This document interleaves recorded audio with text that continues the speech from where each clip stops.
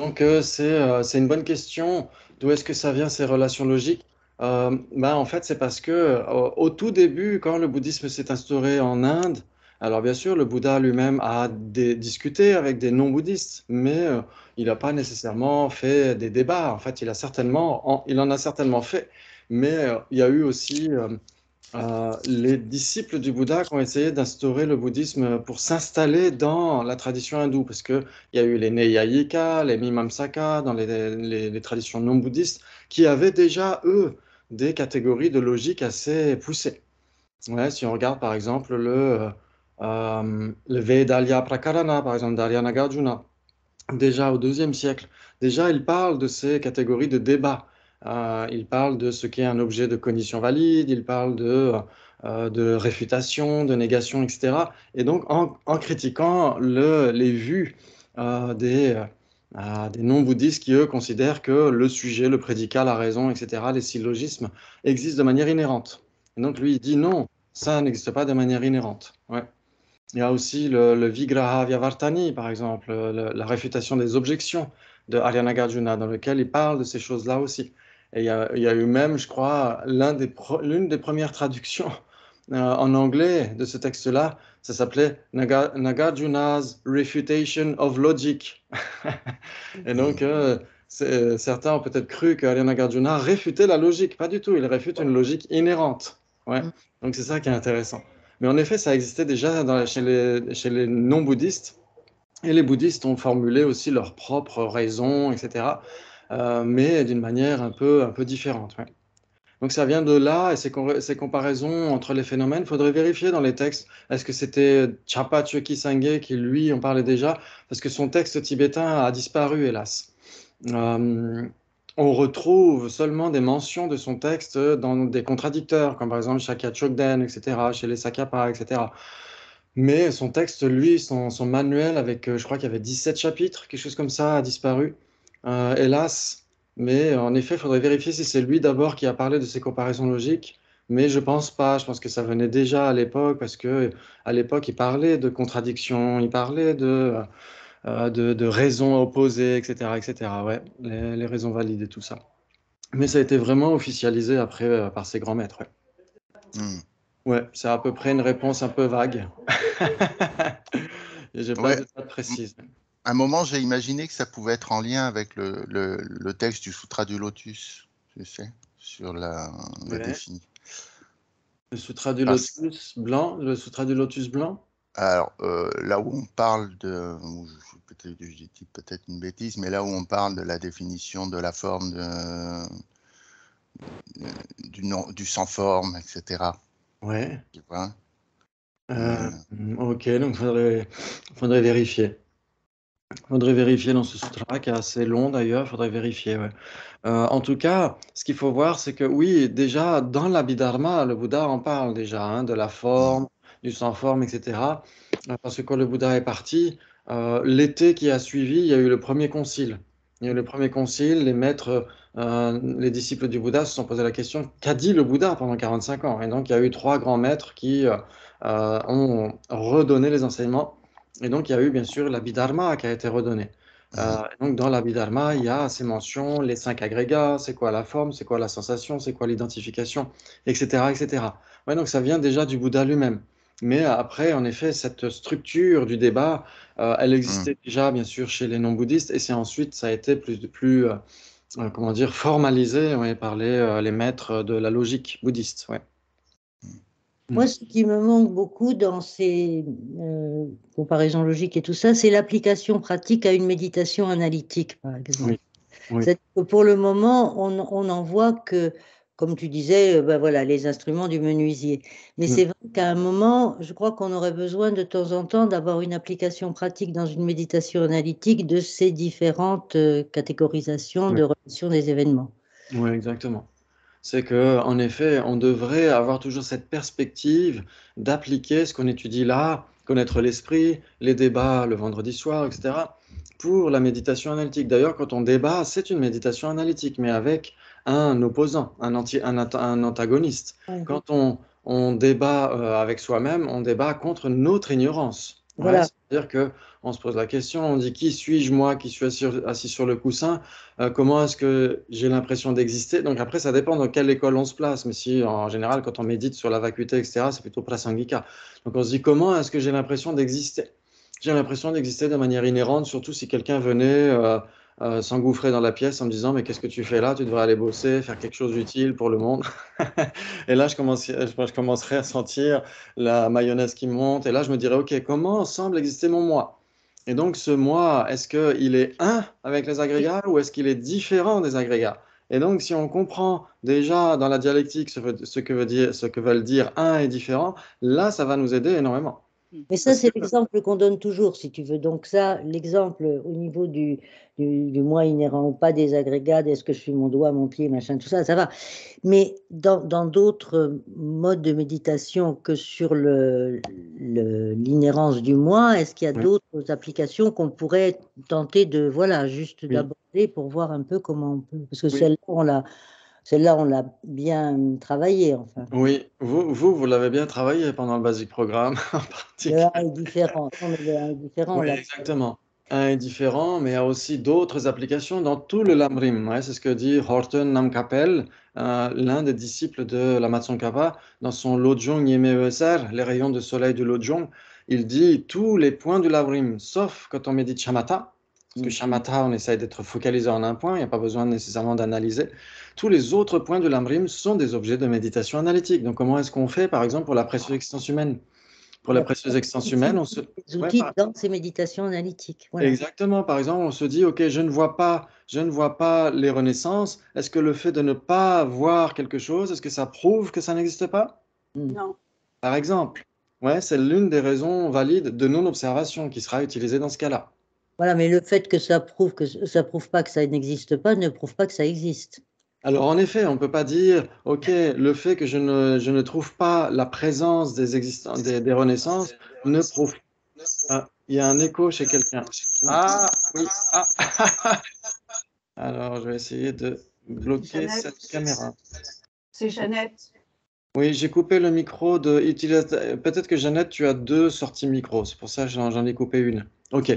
Donc, en effet, le fait de ne pas être en mesure de déterminer la présence de quelque chose ne revient pas à en déterminer l'absence. Donc Oui. ça, c'est un premier point. Ensuite, on se dit, OK, c'est une base de travail. Comment est-ce que je vais essayer de prouver les renaissances? Il faudrait que j'essaie de prouver les renaissances à partir de la continuité de la conscience. Et donc là, on n'a pas le choix. Il faut méditer sur la conscience à l'instant présent, sur la conscience mentale. Ouais, dans le Mahamudra en particulier. Si on ne fait pas ça, c'est impossible de certifier vraiment les renaissances. Par exemple, voilà. Ouais. Et donc ça veut dire que c'est ce que dit Acharya Dharmakirti, qui était vraiment le roi des logiciens bouddhistes. Il dit qu'il faut, pour certifier, pour avoir un raisonnement valide, il faut que ce raisonnement valide repose sur du constat valide, sur de la perception directe valide. Sinon, Mm. c'est juste une théorie qui en chasse une autre, qui en chasse une autre, qui en chasse une autre. Voilà. Ouais. Et donc ça, il faut le certifier grâce à la raison aussi. Se dire comment est-ce que c'est possible que le raisonnement intellectuel doive reposer sur de la perception directe. Ça, il faut se poser la question aussi. Donc ça demande beaucoup de raisonnement. Pour le karma, c'est pareil. Pour le karma, il faut essayer de jardiner, voir comment est-ce que le karma est une grosse courge, une petite graine, un gros fruit. Il faut essayer de voir comment est-ce que dans la nature, la causalité fonctionne comme ça. Et ensuite, on va l'appliquer à la causalité karmique, qui est spécifique, hein. La causalité ne se résume pas au karma, bien sûr. Mais le karma en fait partie. Et donc, il faut essayer de certifier, est-ce qu'une cause et son effet doivent avoir une nature correspondante ou pas? Est-ce que si on plante un pain de tomate, est-ce qu'on aura du piment? Non, on aura de la tomate, etc., etc. Et donc, il faut essayer de, à chaque fois, essayer autant que possible de former des raisonnements sur la base d'une perception directe. C'est pourquoi, d'ailleurs, souvent, dans nos débats, on emploie souvent la tasse, le pot, une table, etc., parce que c'est quelque chose qu'on peut vraiment voir, sentir, toucher, et à partir de ça, établir des raisonnements. Comme la science fait comme ça, la science se base sur l'expérimentation directe et on établit des lois qui vont certainement évoluer, mais en tout cas, il y a certaines lois qui sont, en effet, sur la base d'expérimentations répétées et répétables. Ouais. Mm. C'est les lois naturelles, ça.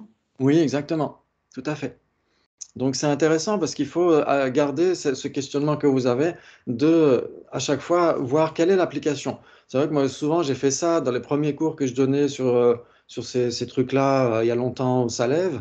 À chaque fois que les gens venaient, je leur demandais à quoi ça sert, pourquoi est-ce qu'on se réunit, à quoi ça sert d'étudier tout ça. Il faut que les gens se posent la question, quelle est la perspective de l'étude du débat, de la logique, de l'aurique, etc., etc. Ouais. C'est pas pour les yogis, ça? C'est pas pour? Les yogis, Comment ça? quand on a atteint un état de yogique, on peut penser voir un petit peu ces renaissances, comment ça se manifeste. Ah, ok, donc ça pour les renaissances, pas nécessairement yogique, mais en tout cas, si quelqu'un a développé shamatha, par exemple, il peut percevoir, il peut avoir la conscience mémorielle de ses vies passées, c'est tout à fait possible. Ouais. Donc, il y a des gens qui peuvent développer ça dans certains yogas, mais c'est pas nécessairement une perception yogique. Ouais, une perception yogique, on va les voir d'ailleurs, on est en plein dans les perceptions, vous êtes d'accord? Oui, On est en plein dans les perceptions directes, ouais. Ok. Et donc, vous avez la définition d'une perception directe, ah oui. qui est... Tu en donnes Une raison. conscience libre de conceptualisation et non erronée. Oui, bravo. D'ailleurs, est-ce que je peux me poser une question? Oui, bien sûr, hein, bien sûr. Il y a quelque chose qui me pose problème depuis un petit moment, c'est quand on parle des 3 conditions pour les perceptions directes sensorielles. On parle une condition objectale, une condition souveraine non commune, et une condition antécédente. Oui. Mais comme on parle déjà d'une conscience, Mhm. pourquoi on est obligé de parler d'une condition antécédente? Oui, Pour moi, c'est déjà induit. oui, c'est déjà induit, en effet, parce que... Alors pourquoi on s'embête à rajouter ça pour une Ouais. condition? Ouais, peut-être pour vraiment insister sur le fait que la conscience n'est pas un phénomène spatial, mais un phénomène temporel. Ouais. Et donc, en effet, la conscience est partout et nulle part, parce que comme elle n'est pas matérielle, elle ne peut pas s'inscrire dans des dimensions spatiales, mais elle s'inscrit dans des dimensions temporelles. Et donc, c'est certainement pour insister là-dessus, pour dire qu'en effet, sans moment de conscience immédiatement antérieur, on n'aura pas cette conscience actuelle. Donc c'est ça qui est intéressant, ouais. C'est ça qui est intéressant. Mais ça pose beaucoup de problèmes. Ouais. Je me souviens, on s'était posé cette question-là. Est-ce que la condition antécédente est nécessairement la cause substantielle de cette conscience? Dans certains cas, oui, mais est-ce que c'est toujours le cas? Ça pose question. Ouais. Une cause substantielle, c'est l'entité même de cette cause qui va se transformer pour donner son effet, comme la graine va se transformer pour donner sa pousse. Ouais. Oui. Mais pour la condition antécédente, ça pose question, parce qu'on dit par exemple, vous avez une conscience visuelle qui appréhende une table, il faut qu'il y ait un moment immédiatement antérieur. Ouais. Mais imaginons que on était en train de fermer les yeux ou on vient juste de se réveiller. On vient juste de se réveiller. Et donc, si on vient juste de se réveiller, notre conscience visuelle, elle vient de quoi? Alors, elle est issue de quoi? Oui. Elle est issue de quoi? Elle est issue de potentialité. Ça veut dire que au moment où on s'endort, la conscience visuelle se résorbe sous forme de potentialité, ouais, de latence. Et donc ça, une potentialité, c'est un phénomène impermanent qui n'est pas de la forme et qui n'est pas de la conscience. Et donc ça pose question. Ça veut dire que cette condition antécédente de la conscience visuelle, il y a nécessairement un instant précédent, mais est-ce que cet instant doit nécessairement être de la conscience visuelle? Ça pose question. En même temps, l'instant précédent, il ne nous est pas perceptible puisqu'il est il est infinitésimal. Oui, alors quand on parle d'instant précédent, en effet, on peut se dire que ça peut être un instant suffisamment long pour essayer de le certifier. Mais si on parle d'un instant infinitésimal comme chez les Sautrantika, en effet, ça pose question, parce qu'il est trop bref pour pouvoir être certifié. Exactement. Donc c'est là où ça pose question, parce que dans ce cas-là, il faut se dire que c'est un phénomène extrêmement caché et qu'il faut s'appuyer sur l'autorité des Écritures pour le certifier. Mais toutes les Écritures ne le diront pas. Toutes les Écritures ne diront pas qu'il y a un moment infinitésimal. Par exemple, les Prasangika vont dire il n'y a pas de moments infinitésimaux. Donc ça pose question. Ouais. Mais en effet, c'est pour se poser des questions. Il n'y a pas de moment infini, puisque les Prasangikas sont d'accord il y a des instants, enfin que tout est instantané de façon infinitésimale. Alors, les Prasangika ne diront pas que tout est instantané, tout ce qui est produit est instantané. Ouais. Tout ce qui est produit, oui, oui, bien sûr. Mais la conscience visuelle, elle est produite. Oui, mais ils vont dire qu'il n'y a pas de moment temporel sans partie. Parce que s'il y a des moments temporels sans partie, imaginons, regardez, vous avez, ok, Oh, d'accord, j'ai compris, mais Ouais. quand même, ils définissent bien l'impermanence, les phrases Ah oui, anglicanes. tout à fait. Ils vont dire aussi c'est kshanika, ça veut dire instantané, ça veut dire que ça change d'instant en instant. Mais pour Voilà, eux, ça ne veut pas dire que ce soit des instants en partie. d'accord, ok. Ouais. Et alors moi, je continue, hein, parce que Oui, oui, allez-y, je- allez-y. mais du coup, si on enlevait cette condition antécédente, pourquoi cette définition ne serait pas juste? Moi, j'arrive toujours pas à comprendre. Parce que, Oui, ok, c'est pour bien comprendre qu'il y a une histoire temporelle, mais comme encore une fois, une perception directe, c'est nécessairement une conscience. mm, oui. Pourquoi on est obligé de parler d'une conscience antécédente? Parce que c'est Oui. évident.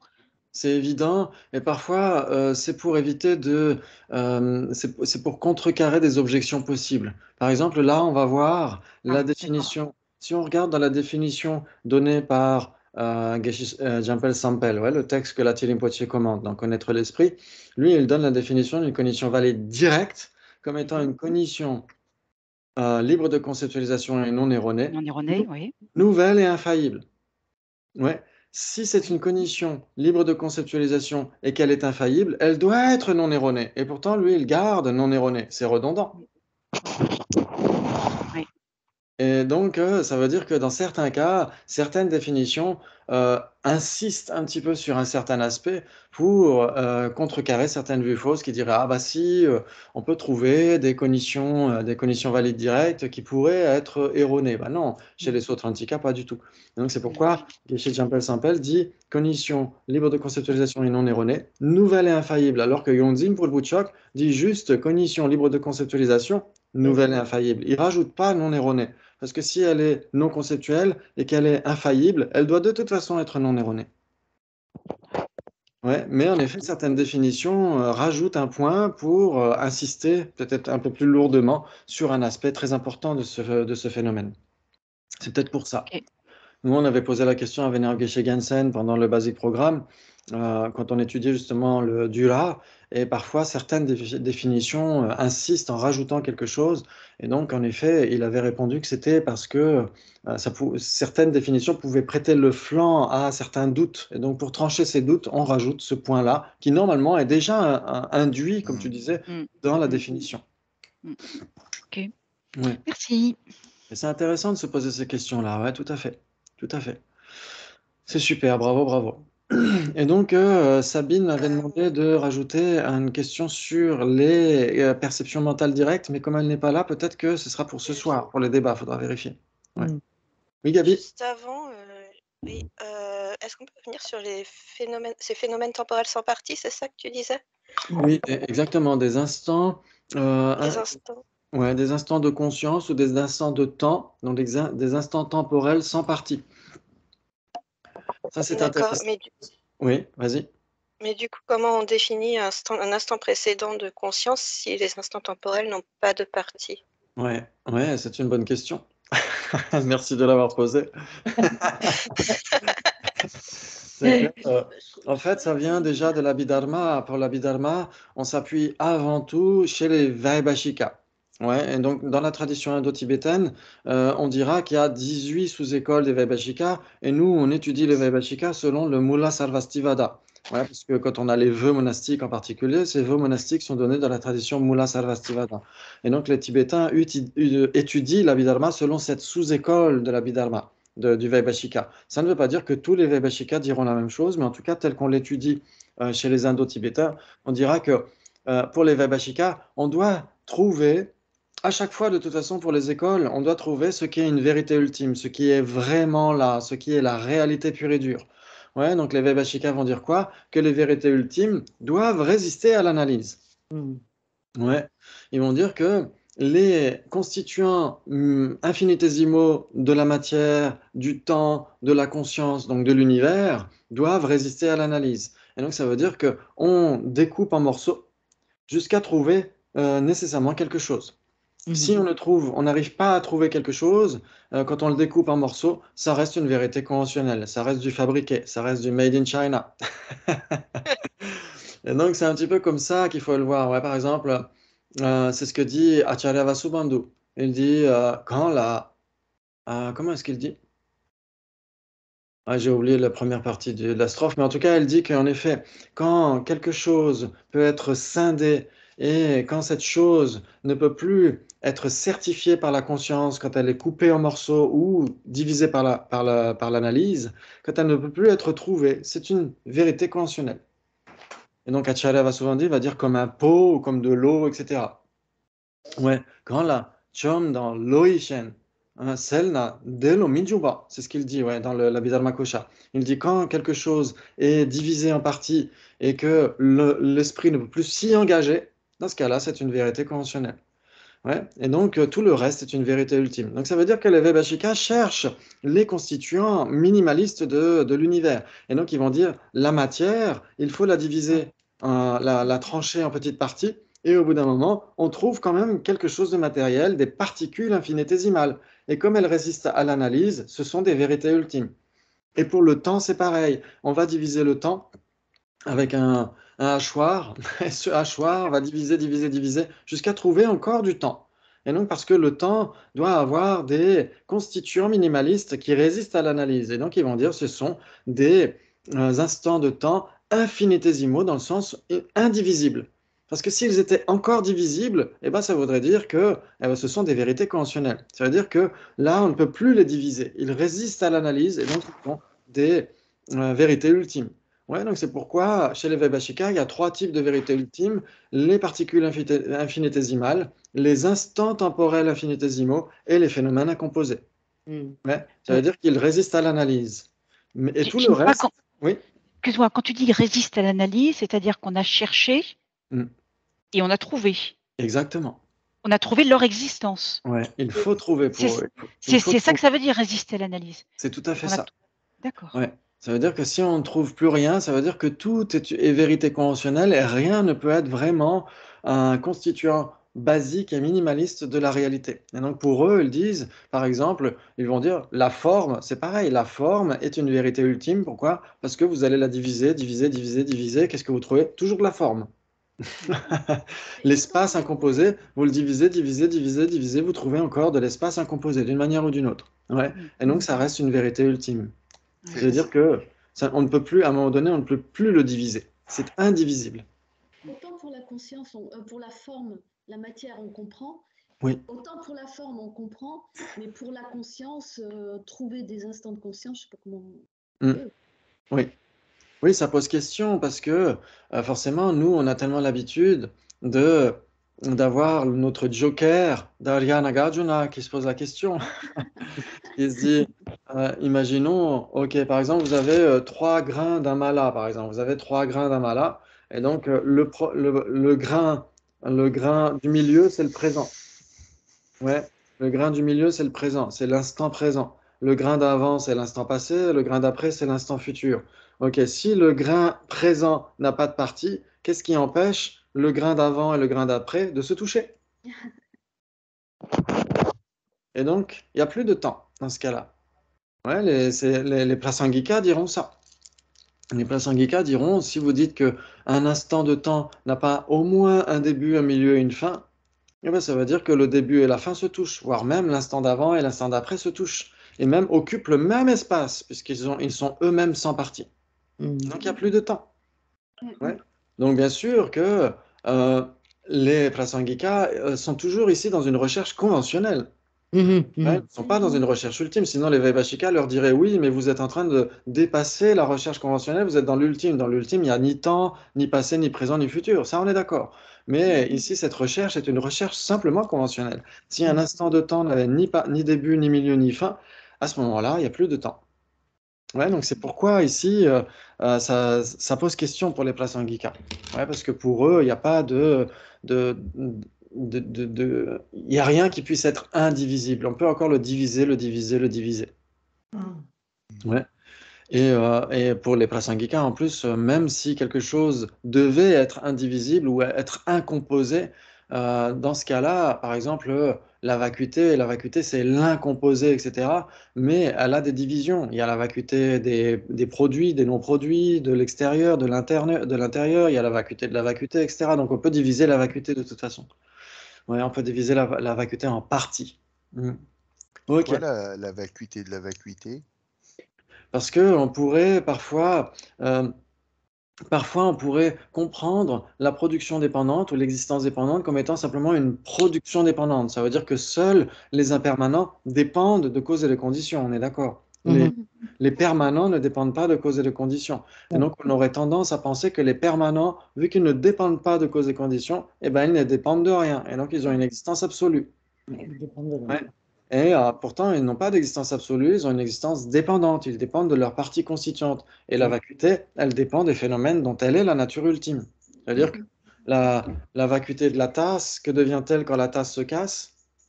Psst, elle cesse d'exister aussi. Donc ça veut dire que la vacuité dépend aussi de la base qu'elle qualifie. Et donc c'est pourquoi elle est dénuée d'existence inhérente. Sinon, on pourrait en faire un absolu. Certains l'ont fait, certains ont essayé. Le problème de la vacuité, là en ce moment on est en train d'y travailler, c'est que c'est un mode d'être, ce n'est pas une chose. Ce n'est pas une chose au sens strict, dans le sens chose veut dire bhava en sanskrit ou vastu, ça veut dire chose produite. Et la vacuité n'est pas une chose produite, n'est pas une chose, c'est un phénomène permanent. C'est un mode d'être. Oui, c'est un phénomène permanent qui est le mode d'être véritable des phénomènes. C'est un mode d'être. De quelque chose. Ouais, et un mode d'être est un phénomène. Un mode d'être est un phénomène, mais oui, d'accord. S'il ne l'était pas, il n'existerait pas. Et donc la vacuité des phénomènes ne serait pas leur mode d'être. Mais pourquoi dans le Mahayana, on dit la vacuité de l'œil, la vacuité des bras, la vacuité enfin, de tout le reste, le nez, les oreilles, enfin voilà, enfin on dit l'ouïe. Exactement. Oui, pourquoi? Donc, Parce que dans le véhicule fondamental, le Bouddha insiste surtout pour parler de la vacuité de la personne. Bien sûr qu'il évoque d'une manière assez brève, voire même assez implicite, la vacuité des phénomènes déjà dans le véhicule fondamental, mais d'une manière très fugace. Il insiste surtout sur le non-soi de la personne, sur l'anatman. Ouais, dans les sutras, ça on le voit, on ne peut pas manquer de le voir. Et donc c'est pourquoi certains pourraient se dire, ah, mais à ce moment-là, c'est ça le véritable mode d'être de tous les phénomènes, c'est le non-soi de la personne et c'est tout. C'est ce que diront les écoles du véhicule fondamental. Elles diront, si c'est un non-soi, c'est nécessairement un non-soi personnel. Et donc dans le Mahayana, le Bouddha va insister en parlant du non-soi des phénomènes aussi. C'est pourquoi dans le Sutra du cœur, on dit Tombani, Lazo, Metsorome, Dujime, etc. Et il y a même Kyang à un moment donné en tibétain. Des Dakian, Jansi et Tombao. Ouais, on a même 2 fois le terme, c'est ce que dit sa sainteté, et il dit ce terme est très très important. Il dit que ça renvoie au fait que dans le Mahayana, le Bouddha va dire les agrégats, eux aussi, sont vides de nature propre. Pas que la personne, les agrégats, eux aussi, sont vides de nature propre. Et donc ce terme est très important en tibétain, Kyang, ouais, eux aussi.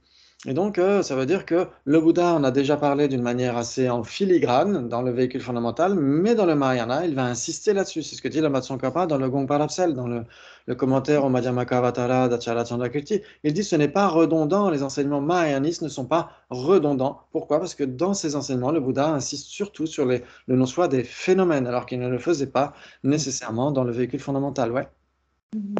Alors, moi, il y a un truc qui me travaille beaucoup en ce moment, c'est la définition de perception directe de la vacuité. Si la vacuité est ce qu'on en dit, comment peut-on avoir un percepteur et un perçu? Voilà. C'est pas que moi, je suis bloquée. Oui, c'est la question du moment. Alors là,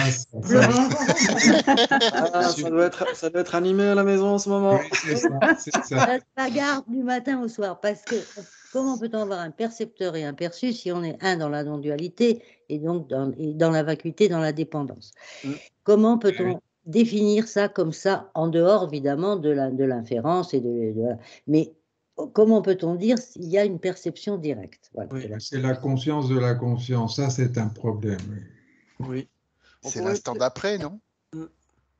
Oui. C'est pas lié à l'instant d'après? À l'instant d'après, dans quel sens? C'est-à-dire quand on sort de l'instant d'après de la conscience de la vacuité, ou fait de la perception directe de la vacuité? La perception directe implique un percepteur et un perçu. Si tu as un percepteur et un perçu, tu n'es plus dans la vacuité. Ah bon? Ah ben, bon, oui, parce que, voilà. Sur ce jeu subtil, absolument impermanent, éternel et attribué, qui fait quand même un point de départ. Et ça ne va pas.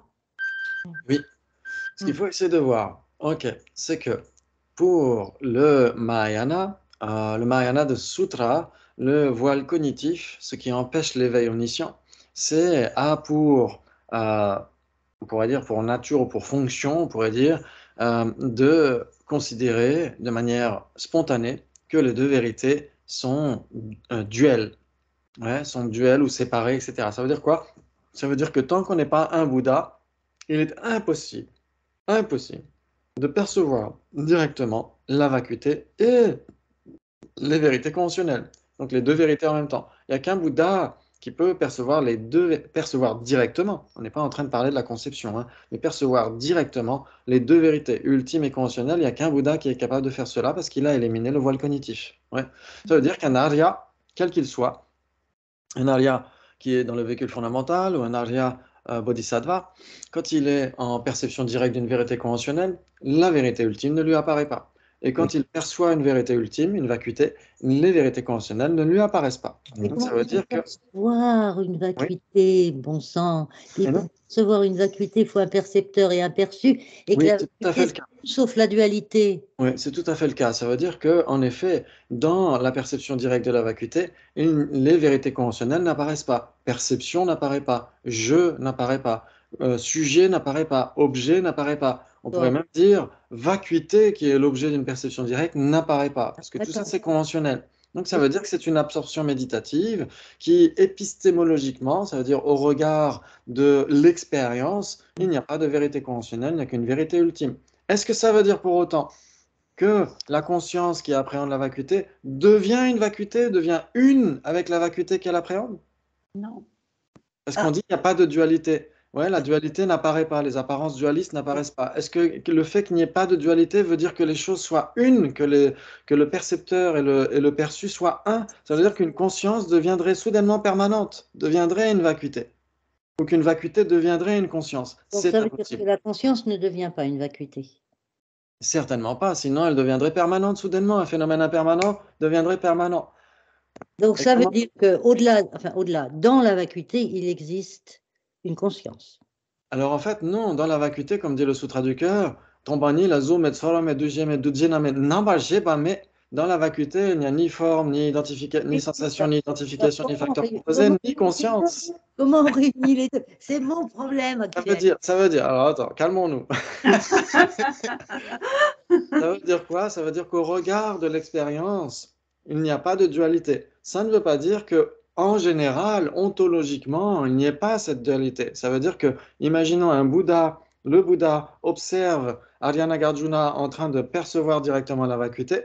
Pour le Bouddha, il y a nécessairement une conscience et une vacuité. Mais pour l'expérience d'Arya Nagarjuna, il n'y a pas ces apparences dualistes. C'est tout simplement ça. Ça veut dire que quelque chose n'apparaisse pas à une conscience, ça ne veut pas dire que ça n'existe pas. Ça ne veut pas dire que une vérité conventionnelle n'apparaisse pas au regard d'une perception yogique directe de la vacuité. Ça ne veut pas dire que les vérités conventionnelles cessent d'exister soudainement.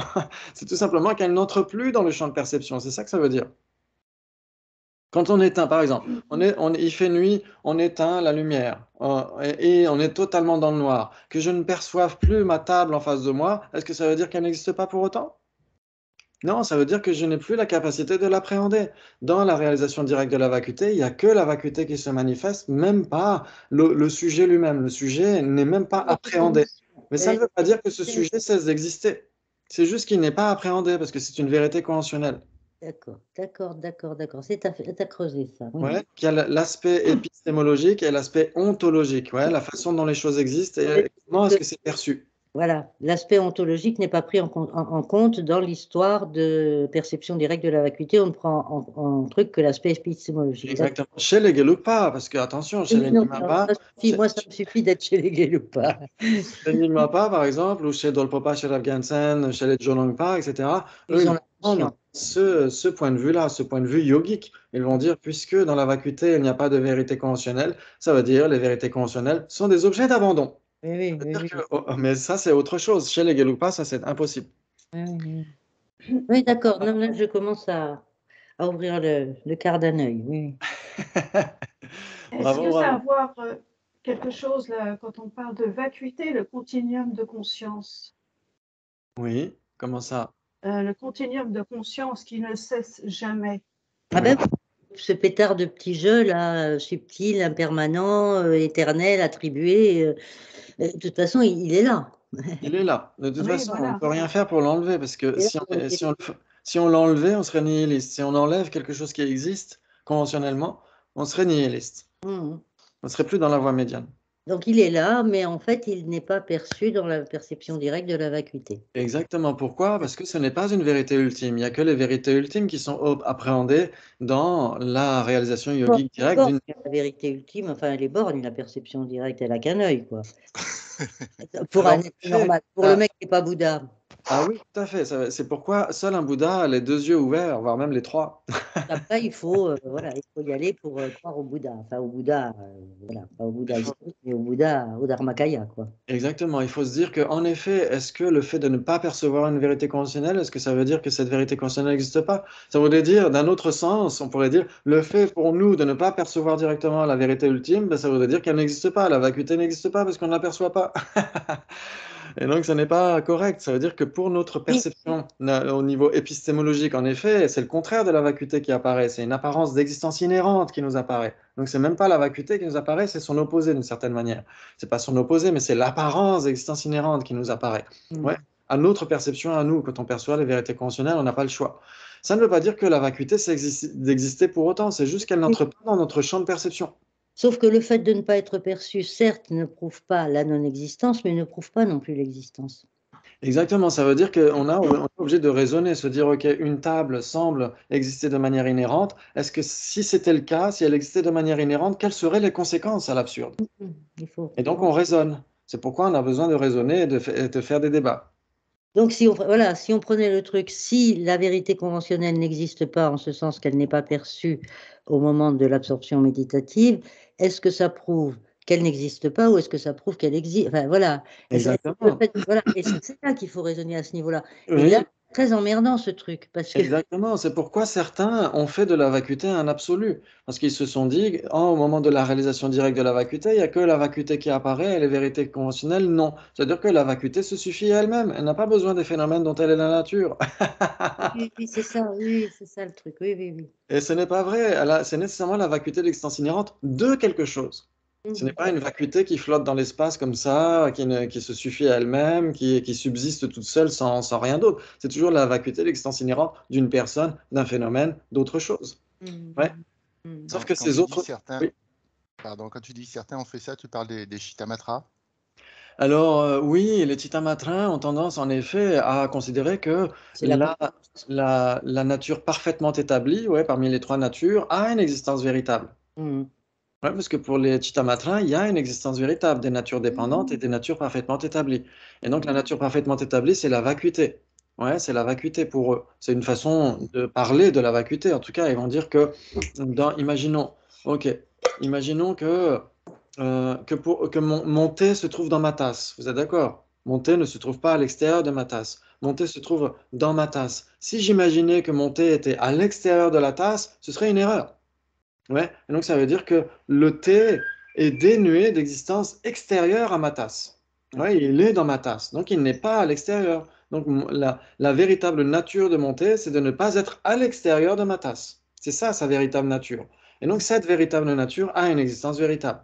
Ouais. Et donc là, c'est un exemple. Chez les Chittamatra, ils vont dire que on est comme dans un rêve. C'est-à-dire que quand on rêve d'une tasse, cette tasse n'existe pas à l'extérieur du rêve.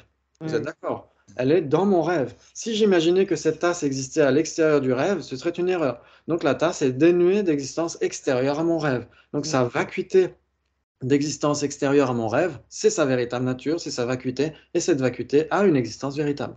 Mhm. Ouais, ça c'est pour les Chittamatra. Oui. Ouais. Ok, c'est intéressant.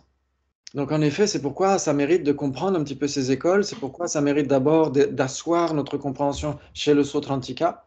Ouais, pour voir quels sont les outils conceptuels, que veut dire contradictoire, que veut dire équivalent, que veut dire un, que veut dire différent, que veut dire même entité, que veut dire entité différente, etc., etc., que veut dire perception directe, que veut dire conception.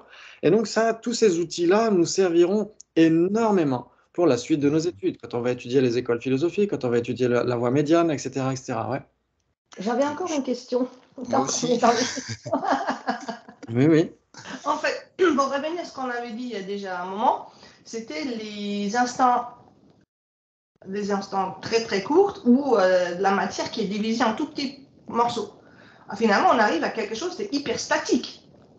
Et comme on passe d'un état à un autre état. Ouais, ça reste impermanent. Il faut une énergie, il faut quelque chose, parce que c'est complètement statique, donc il faut quelque chose, un temps ou je sais pas quoi. Et c'est ça que je n'ai pas compris. Comment ils expliquent ça? Alors en fait, ils vont dire que les particules infinitésimales et les instants infinitésimaux de conscience ou de temps restent impermanents, sont des phénomènes impermanents, sont capables d'opérer une fonction. D'ailleurs, pour les Vaibhashika, tout ce qui existe est capable d'opérer une fonction. Tout ce qui existe, c'est une chose. Après, si on prend le point de vue des Sautrantika aussi, les Sautrantika qui suivent les Écritures, ils vont dire la même chose. Ils vont dire c'est impermanent. Et les Sautrantika sur lesquels on s'appuie, les Sautrantika qui s'appuient sur le raisonnement, eux aussi, ils vont dire que les particules infinitésimales et les instants infinitésimaux de conscience ou de temps sont impermanents. Oui, mais si c'est impermanent, forcément, il n'y a pas de petite unité, parce que si c'est une toute petite unité, elle est forcément statique. C'est là où ça bug. Non, oui. En physique quantique, tu as des unités infinitésimales et elles ne sont pas statiques. Non, les atomes ne sont pas statiques. Non, mais même les unités beaucoup plus infinitésimales de la physique quantique, elles sont en permanent changement. Oui. C'est pour ça que oui. Alors, on ne sait pas, on ne les a pas observés non plus, hein, les bosons. Hein. Oui. Le boson de Higgs, c'est plus un rêve, là. Hein, mais c'est plus une réalité non plus. Si par exemple, on prenait une seconde, si on prend une seconde, imaginons que cette seconde soit ce moment de temps infinitésimal, hein, pour nous, pour l'imaginer, hein, sous la forme d'une seconde, bah, cette seconde, elle naît, et au moment où elle naît, elle disparaît aussi. Oui, non, ça, c'est... Enfin, ça veut dire qu'au moment où elle est en train de survenir, ces causes qui l'ont engendrée font en sorte qu'elle est déjà en train de se transformer et en train de cesser. Mais en effet, c'est une excellente question parce que nous, on a tendance à chercher, mais c'est quoi vraiment? C'est quoi ce truc-là? Et donc, on va chercher, et finalement, on va se dire, mais si ça n'a pas de début, de milieu et de fin, comment est-ce qu'on peut dire que ça vient, l'existence, ça dure un certain temps et ça va cesser? Nous, on a l'habitude de ça. On a l'habitude d'un générique de début, le fil et générique de fin. On a l'habitude de ça, non? Mais pour eux, en effet, ils vont dire qu'il faut que ça résiste à l'analyse, donc ça ne peut pas avoir de partie infinitésimale. Ça devient indivisible à un certain moment. Ouais. C'est un quan, quoi. C'est un petit peu comme ça. Ça veut dire que vous pouvez d'un certain point de vue, ils vont dire au bout d'un moment, on ne peut plus le diviser. Ouais. Ça veut dire qu'au bout d'un moment, on doit se dire, bah, c'est du temps, mais c'est du temps qui n'est pas une vérité conventionnelle pour les Sautrantika qui suivent les Écritures et pour les Vaibhashika. Ça doit être une brique constitutive de l'univers, et donc ça veut dire que ça doit résister à l'analyse. Si ça ne résiste pas à l'analyse, bah, c'est du factice. C'est du factice, ouais, c'est du placebo, etc., etc. Donc en effet, ça pose question parce que les écoles supérieures vont se dire, déjà même les Sautrantika qui suivent les Écritures, etc., et surtout ceux qui suivent le raisonnement, vont dire que les particules infinitésimales sont déjà composées de particules un petit peu plus nombreuses. Ils vont dire qu'une particule infinitésimale, c'est pas nécessairement une seule particule, c'est un groupe de particules. Ouais, on pourrait dire ça comme ça. Ouais, je crois que c'est Shankar Rinpoche qui dit ça dans son texte sur les écoles philosophiques. Et donc, il y a quand même un aspect de plus subtil à un petit peu plus grossier. Et après, Acharya Dharmakirti prend ce point de vue-là aussi, parce que il défend les vues Sautrantika, etc. Il va dire, en effet, une vérité ultime, c'est l'objet d'une conscience ultime, une conscience non erronée. Ouais. Et donc, ça veut dire, il va dire, bah, c'est par exemple les particules. Mais après, il va se poser les questions. Qui perçoit une particule? Qui est capable de certifier une particule? Et donc, il va avoir tendance à accepter des objets de plus en plus grossiers, Il va dire, bah, c'est une tache de couleur. Une tache de couleur, oui, en effet, on peut la certifier. Et donc, une tache de couleur, c'est déjà beaucoup plus grossier qu'une particule infinitésimale. Et donc, d'autres vont dire, ah oui, mais là, vous êtes déjà en train de parler de vérité conventionnelle, parce que c'est divisible, une tache de couleur. Et lui, il va dire, non, ça reste une vérité ultime. Pourquoi? Parce que c'est l'objet d'une conscience ultime, une conscience non erronée, une perception directe. Ouais. Et les Gelugpa vont continuer en disant, bah, même une table qui est beaucoup plus grossière, une table reste une vérité ultime chez les Sautrantika. Pourquoi? Parce qu'elle est l'objet d'une conscience ultime, une perception directe. Et donc après, on peut aller dans des continuums beaucoup plus grossiers, c'est-à-dire une table, c'est plus que la table à l'instant actuel. C'est une table qui a une certaine durée. Ouais. Et donc pour les Gelugpa qui vont interpréter Achala Dharmakiti, qui ont une certaine conception assez réaliste des choses, vont dire une table, en effet, c'est général, c'est assez général dans sa taille, dans ses dimensions et dans sa durée, mais ce n'est pas parce que c'est une généralité que c'est un phénomène généralement caractérisé. Ce n'est pas parce que c'est général que ça cesse d'être une vérité ultime, ça continue d'être une vérité ultime. Ouais, donc c'est là où on voit une échelle ascendante des points de vue plutôt mécanistes jusqu'à des points de vue plutôt, on essaie de comprendre les choses, comment elles fonctionnent dans notre état ordinaire maintenant. Ça veut dire que nous sommes capables de certifier visuellement une table, mais nous ne sommes pas capables de certifier visuellement une particule infinitésimale ou un instant de table infinitésimale. C'est ce que dit Acharya Dharmottara. Pas que les Gelugpa d'ailleurs, Acharya Dharmottara déjà au XIIe siècle, hein, qu'il dit Ngunsung Tobarjawa Yang Gyunni no Kechimani Tobaminu Mechiro. Il dit que ce qui est l'objet d'obtention d'une perception directe est le continuum lui-même. Il dit un instant infinitésimal n'est pas obtenu, n'est pas atteint par la perception directe. Oui, parce que c'est une cognition inattentive dans ce cas-là, on ne certifie pas. Donc c'est le continuum lui-même. Donc déjà, chez les Indiens bouddhistes, déjà, il y a cette notion de continuité. Et non, une continuité, c'est déjà général, mais ce n'est pas un phénomène généralement caractérisé. Waouh, c'est magnifique ça. Sabine vient d'envoyer un message sur WhatsApp qu'elle est malade, que c'est pour ça. Ah, d'accord. Ok, bon, c'est pas grave, on aura le temps de voir les perceptions mentales directes la fois prochaine, parce qu'on va entrer justement dans les divisions. Et donc, essayez de bien garder à l'esprit cette définition, à moins que vous ayez d'autres questions. Oui, j'en avais une. Oui, ok. Non, en fait, c'était relié à la présentation du non-soi dans le tableau le premier cours de philo que tu as donné. Tu as un tableau dans lequel tu as le non-soi et d'un autre côté, tu as les existants. Et en fait, il y a les existants, il y a différents existants. Mais je voulais savoir si c'était une présentation, parce que j'ai l'impression que c'est... Ouais, excuse-moi, hein, j'essaie de parler vite et du coup, je mélange un peu les mots. On parle du non-soi des phénomènes dans cette présentation-là, pas du non-soi de la personne. Dans quelle présentation? Celle où il y a le nuage avec existant, permanent, impermanent, etc. Oui, le premier cours de philo que tu as donné, en fait. Il faudrait que je mette l'image, en fait, ce serait plus simple. Okay. Mais il y a dans un coin le non-soi et de l'autre côté, il y a les permanents, les impermanents, les existants, les non-existants. Il y a tout est représenté à ce niveau-là. Donc c'est le non-soi personnel parce que c'est chez les Sautrantika, ouais. Oui. Et c'est le non-soi personnel. Exactement. Ouais. Oui, parce que c'est des phénomènes qui sont l'objet d'usage, des choses qui sont l'objet d'usage de quelqu'un qui n'existe pas. Donc c'est un non-soi personnel, les objets pour les Sautrantika, c'est ça. Ouais. C'est un petit peu comme ça. Ça veut dire quoi? Ça veut dire que c'est ce que va dire Yonzin Purbuchok quand il interprète le Sautrantika et aussi dans les écoles philosophiques de Konchok Jimmy Wangpo, ouais, la guirlande des vues philosophiques, elle dit Dharmeyina Kanzag et Dharmeyin Bekya. Il dit si c'est un non-soi, c'est nécessairement un non-soi personnel. Pour les écoles philosophiques Vaibhashika et Sautrantika, parce que comme on l'a dit précédemment, le Bouddha, dans ce véhicule fondamental, donc le premier tour de roue, il a enseigné surtout l'anatman, il a surtout enseigné les quatre nobles vérités et leurs différents aspects. Et dans ce cas-là, il parle principalement du non-soi personnel. Mais principalement, ça ne veut pas dire qu'il ne parle que de ça.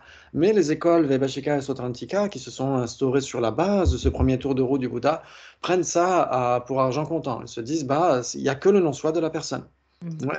Ça veut dire que, bien sûr, qu'ils se rendent compte qu'une table est un phénomène autre qu'une personne. Une table n'est pas une personne, mais comme il n'y a pas de moi autosuffisant et substantiel, il n'y a pas de table possédée par ce moi autosuffisant et substantiel. À ce titre-là, cette table est un non-soi personnel. Hmm. Ouais. Alors, du coup, je vois pas la différence entre ce tantrika et un prasangika, par exemple. Alors pour les prasangika, ils vont dire que le non-soi subtil, ce sera la vacuité d'existence inhérente de la personne ou la vacuité d'existence inhérente d'une table. Ça veut dire que pour le prasangika, si on parle de la vacuité d'une table, on va parler de la vacuité des phénomènes. Et si on parle de la vacuité d'une personne, on parlera du non-soi de la personne. Hmm. Ouais. C'est Mais subtil. la personne reste un phénomène. Hmm. C'est pourquoi, dans la tradition Nyingma, par exemple, chez Mipam Rinpoche, ouais, au XVIIIe siècle, au XIXe siècle, faudrait que je vérifie. Mais chez Mipam Rinpoche, quand il commente, oui, il y a un texte qui est très intéressant qui s'appelle le phare de la certitude. Ouais. Et donc, il se pose ces questions, il pose cette question. Il dit, est-ce que les Shravaka réalisent le non-soi des phénomènes ou pas? Et donc, il va dire, d'une certaine manière, puisque la personne est une instance de la généralité phénomène, quand on réalise le non-soi de la personne, on réalise le non-soi des phénomènes. Donc ça, c'est sa raison à lui, dans la tradition Nyingma. Mais chez les Gelugpa, on dira, ce sera pas nécessairement accepté. Ouais, on dira, soit on parle d'une personne. En effet, une personne est un phénomène, mais quand on divise non-soi de la personne et non-soi des phénomènes, quand on dit non-soi de la personne, on ne parle que des personnes, qui ne sont pas des phénomènes autres que les personnes. Et quand on parle du non-soi des phénomènes, on parlera par exemple du non-soi des agrégats. Le non-soi des agrégats, ça va être les phénomènes parce que les agrégats ne sont pas la personne. Ouais, et donc dans ce cas-là, ça veut dire que quand on parle de la vacuité d'une personne, la base qualifiée par cette vacuité sera nécessairement une personne. Une personne qui est imputée en dépendance de tout ou partie de ses agrégats. Et quand on parlera du non-soi des phénomènes, on parlera de tous les autres phénomènes autres que les personnes. Bien que la personne reste un phénomène, puisque c'est un existant. Mais dans ce cas, quand on fait cette division, en effet, on dira soit c'est le non-soi de la personne, soit le non-soi des phénomènes, et ces deux types de non-soi sont contradictoires. Ouais. Enfin, combien de possibilités? On dira que le non-soi de la personne est un phénomène, mais n'est pas le non-soi des phénomènes. Ouais, par exemple, une personne est un phénomène, mais n'est pas une avec phénomène, etc., etc. Ouais. Ok. Par exemple, ce n'est pas parce que, en effet, ce n'est pas parce que, ok, on pourrait voir ça comme ça. On le verra dans la suite des débats. On verra des débats extrêmement croustillants. Ouais, ce n'est pas parce que qu'un phénomène est une instance de cette généralité que cette instance de cette généralité a toutes les caractéristiques de cette généralité. C'est ça, oui. Ouais. Par exemple, on pourra dire, par exemple, ok. Par exemple, table, euh, table est une instance de definiendum. Ouais, table est une instance de definiendum. Et definiendum est une instance on pourrait dire, ok, non, on pourrait le dire autrement. Ok, ok. On pourrait dire que, ok. Oui, il faudrait que je retrouve un débat où ils parlent de ça, en effet. Ils disent, par exemple, on peut très bien avoir une instance d'une généralité, et cette généralité est l'instance d'une autre généralité, et ça n'a rien à voir. Ouais. Par exemple, ok, on pourrait dire peau est une instance de chose, ouais. Ouais. On pourrait dire même la définition de peau, c'est ce qui est rond à fond plat et capable d'opérer la fonction de contenir du liquide. Ouais, c'est la définition de peau.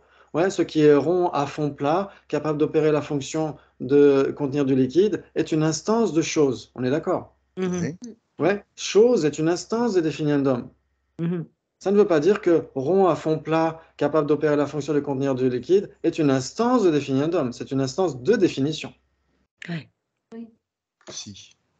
Ouais, donc il y a des débats comme ça, hein. Ça veut dire que ce n'est pas parce qu'un phénomène est une instance de cette généralité qu'il aura toutes les caractéristiques de cette généralité, voire des généralités de cette généralité, etc., etc. Ok, ça c'est intéressant.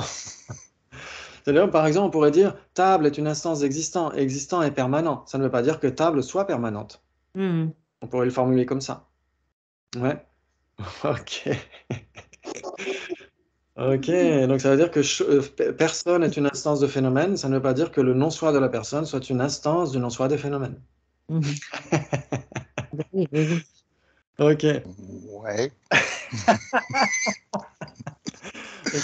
En tout cas, oui, je ne l'exclus pas, mais pour Mipham Rinpoche, dans son Nyeshe Drema, dans la lampe de la certitude, il va dire le contraire. Il va dire, puisque la personne est un phénomène, réaliser le non-soi de la personne, ça veut dire réaliser d'une certaine manière le non-soi des phénomènes. Mais ça, nous, on ne sera pas d'accord avec ça. Donc, il y a des débats, il y a beaucoup de débats, hein, d'une école à l'autre. Ouais. Ok, eh ben, c'est super. Donc, si vous retenez bien la définition d'une perception directe, ici, chez Geshe Jampel Sampel, c'est bien une condition libre de conceptualisation et non erronée. Et dans Recognizing Reality, Geshe Dreyfus donne la définition donnée par Chapa Chökyi, on en parlait tout à l'heure. Pour lui, il dit c'est Ngar Matorpe de la Nyongtop qui Dondop Chopar Djeveripa. Il dit c'est une cognition qui est capable de trancher les surimpositions sur la base de son expérience par rapport à un objet qui n'était pas réalisé précédemment. Ok, donc c'est un petit peu plus long, mais ça nous aide à comprendre que cet objet qui n'était pas réalisé précédemment voit ses surimpositions tranchées par l'expérience, au moyen de l'expérience, ouais, par cette cognition. Ouais, ça veut dire par l'expérience directe. Donc c'est assez intéressant et ça veut dire trancher les surimpositions. Mais on pourrait se poser la question, c'est-à-dire que est-ce qu'une perception directe tranche nécessairement les surimpositions? Ben non. Pas toutes, en tout cas. Pas nécessairement, on verra ça justement dans la suite de nos discussions sur l'Auric, sur ce texte-là. On verra que ce n'est pas nécessairement le cas, puisqu'il y a des perceptions directes qui sont inattentives, et donc elles ne tranchent pas les surimpositions. Donc c'est là où on voit qu'il y a des débats d'une définition à l'autre. Ouais. Implicite. Alors même implicitement, ça veut dire que si c'est inattentif, ça ne réalise pas son objet. Quand c'est implicite, c'est qu'il y a une réalisation, une réalisation implicite, explicite. Et s'il n'y a pas de réalisation, c'est là qu'on ne peut plus parler d'implicite ou d'explicite. Il n'y a tout simplement pas de réalisation. Ouais? Ok, bravo à tous, bravo, bravo. Donc je pense que c'était utile qu'on ait cette question-là pour essayer alors, bien sûr, on a débordé un petit peu sur les autres écoles, mais c'est pas très grave. C'est tant que ça vous est utile. Et donc la fois prochaine, on continuera à partir de la même page. On a les débats ce soir. On essaiera de revoir justement les phénomènes permanents et impermanents, etc. Et on essaiera d'entrer dans le syllogisme. Oh là là, ça va être super. J'ai hâte. Merci. Merci. Merci. Au revoir. Merci, Jimpa. Merci. Merci à vous. Ciao, ciao. Ciao.